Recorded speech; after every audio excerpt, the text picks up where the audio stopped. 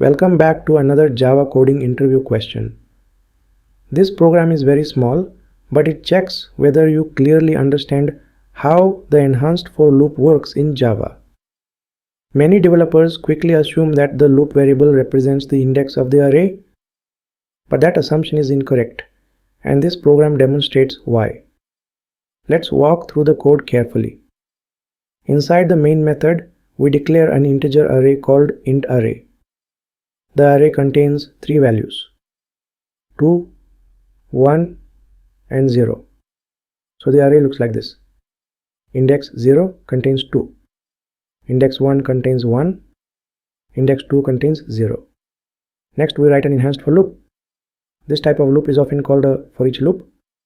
The syntax looks like this. For each integer I in the array intArray. Now here is the important point. The variable I does not represent the index of the array. Instead, I directly represents the element value stored inside the array. So during each iteration, I takes the value of each element one by one. Let's simulate the loop execution step by step. During the first iteration, I becomes 2 because the first element of the array is 2. Inside the loop, we print int array of I. Since I is 2, this becomes int array of 2. The value at index 2 is 0. So the first output printed is 0. Now the second iteration begins. This time I becomes 1 because the second element of the array is 1.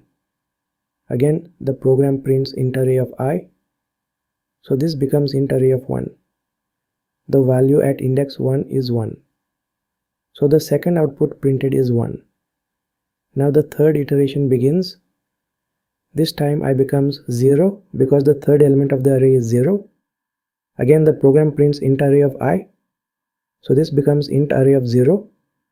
The value at index 0 is 2. So the third output printed is 2.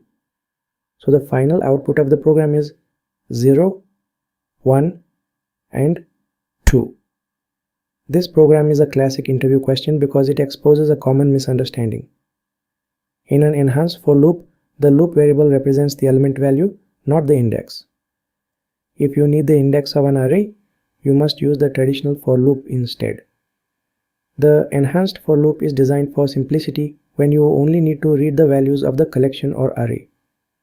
So the key takeaway is simple. The variable I stores element values, and those values are then used as indexes in the array access expression. That is why the output becomes 0, 1 and 2.